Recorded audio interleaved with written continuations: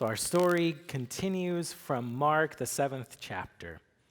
Then the Pharisees returned to talk with Jesus, and with them came some scribes and scholars from Jerusalem. And they said, "Your disciples are eating bread with defiled, unwashed hands." Now you need to know that the Pharisees, and all Jews for that matter, held the tradition of their ancestors that hands must be washed before eating to avoid being ritually unclean. Likewise, they washed them when they returned from the market and followed similar purity teachings as well, from the washing of their food to the washing of their bowls, cups, and kettles. And the scribes and Pharisees said, "Why don't your disciples follow the traditions passed down to us? Why do they eat their bread with defiled hands?"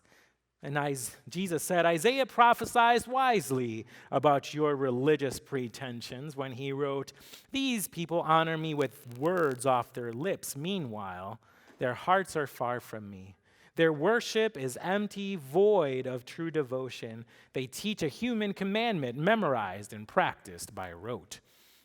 When you cling blindly to your own traditions like washing utensils and cups, you completely miss God's command. Then indeed you have perfected, setting aside God's command for the sake of your tradition. Moses gave you God's commandment, honor your father and mother, and also, if you curse your father or mother, you will be put to death. But you say to your aged parents, 'I've decided that the support you are expecting from me will now be the holy offering set aside for God.' After that, he is not allowed to do anything for his parents.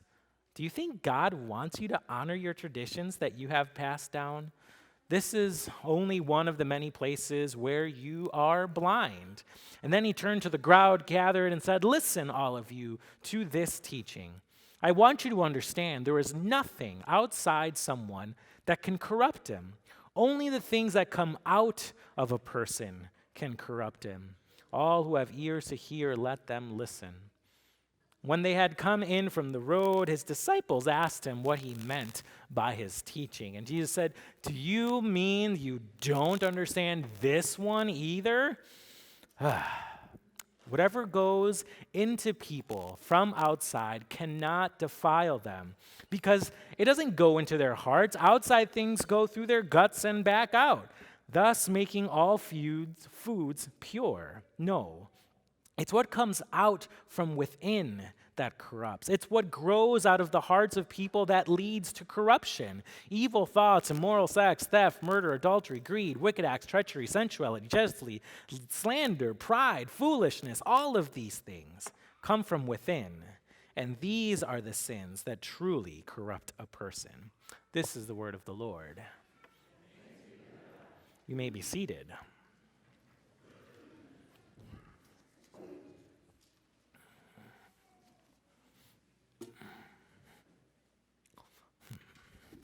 So there's a lot going on here that we need to kind of peel back the layers in order for us to really understand. So this feud that's happening here, the reason why Jesus is so upset and kind of getting after these scribes and Pharisees, it comes down to laws, okay? And as you're reading the Bible, you need to know that there are certain layers to all the different laws that you find in the Bible. There's the very surface layer that, while these are laws that come from a holy book, and they're laws that are meant to keep the relationship between us and God right? And that's what they were focusing on. That was their primary focus, that these laws were being kept in order to make sure that your relationship with God was right. But there are other layers to these laws. Some laws are there because they're good for the community, because they keep the community whole, because they keep the relationships between people right. Some laws are there because they're good for you personally, because they're good for your hygiene,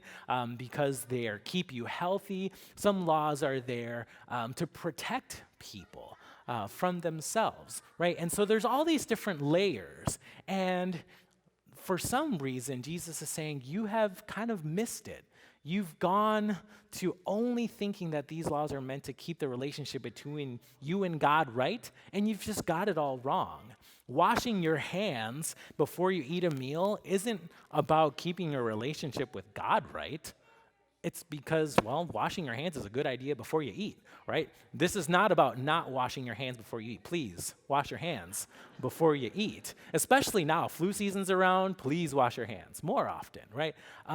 But that's about health. It's not about your relationship with God. Jesus is saying there are some things that people are saying, if you do it, you're going to ruin your relationship with God. And that was what the scribes and Pharisees were saying. That was their accusation was, look, you've got these disciples and you're letting them eat with dirty hands. Therefore, you're letting them ruin their relationship with God. That's what they were really saying. And Jesus says, are you kidding? They're sitting with me. Hello? Their relationship with God is just fine. That's not going to ruin their relationship with God. And then Jesus takes it a step further. And guess what? You think that you have a mother or father who's getting old and you promise to take care of them later in life, but instead of taking the extra money and resources that you have to take care of that parent, you decide, oh, no, I'm going to give it to the church because that's going to keep my relationship with God right. Jesus, are you kidding? You think that not taking care of your parent is a good idea?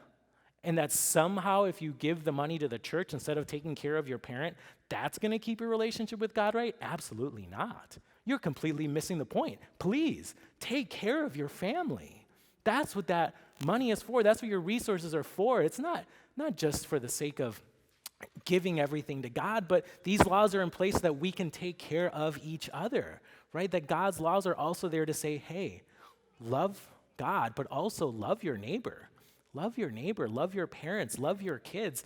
Don't miss the point of these laws. And then they would take it even a step further, right? They kept trying to accuse Jesus of saying, well, look, he's destroying people's relationship with God. He's destroying his relationship with God because he's willing to go and eat with tax collectors and prostitutes.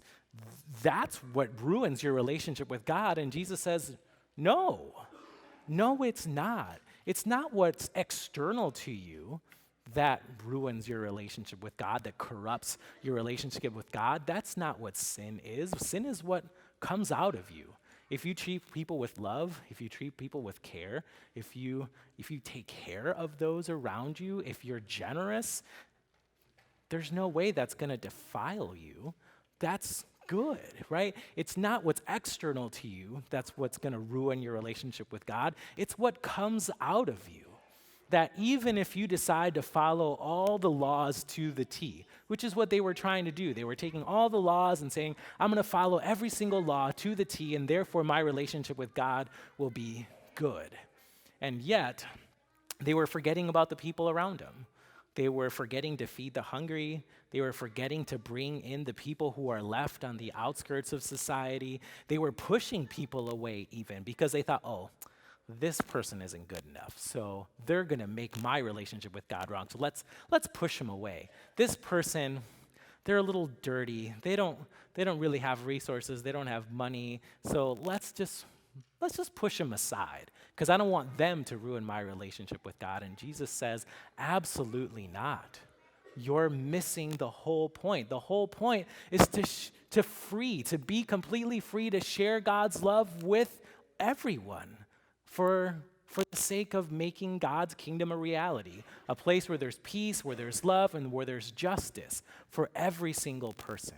And so here, Jesus is making a big statement to say, here, this place is a place where all people are welcome, where it doesn't matter what you eat. That's not what's going to ruin your relationship with God. It's about who you are. It's about what comes from the inside. It's about how you treat people. It's about your relationship with not just God, but your relationship with the world around you. And Jesus is saying, your relationship with God, that's the last thing you have to worry about. And that is why Jesus ends up on the cross. That ultimate testament to say, you have absolutely nothing to worry about. Your relationship with God is fine. God is going to love you no matter what. And you can test it as much as you want. You can even put my son to death, and I still love you. You could do the worst thing imaginable, and I'm still going to love you. So don't worry about trying to keep your relationship with God right. Worry about making sure that you are sharing your love, your resources, everything that you can with the people around you, your friends, your family, and maybe more so, those who aren't your friends and family. Those who are outside of your scope, maybe those who make you feel uncomfortable, those who you think, I have to stretch to love that person. That's where you should be going. Luther is known for this quote, sin boldly, and it's tied to this. The full quote is, sin boldly, but believe more boldly still. Right? This idea that back then they thought, well, drinking was going to corrupt your relationship with God, and gambling was going to corrupt your relationship with God, and suicide was definitely going to corrupt your relationship with God. And Martin Luther was the first person to actually bury somebody who had committed suicide in the church cemetery, making a bold statement and say, fine, you think I'm sinning? Okay, I'm going to sin boldly, but I'm going to believe more boldly still that God's love is going to go beyond anything you might put in its way. That not even you taking your own life might get in that way, that even that person is going to get God's love in the end. That no matter what language you speak, what color you are, God loves you no matter what. And so you're willing to go out and go into the world and see, Yvonne and I and Tom Hall are going to the jail tomorrow, right? Some people would say, don't go there. Those people are going to defile you. But we as church say, no, those people are deserving of love too. And so we're willing to go there. And some people might say, well, don't hang out with the homeless people. They're going to defile you. And say, no, we go there, we feed those guys, we talk with those guys, we stay with those guys because it's what comes from within that God is after. That we show this love of God that is willing to go out no matter what. And we show that kind of love in the world, no matter what.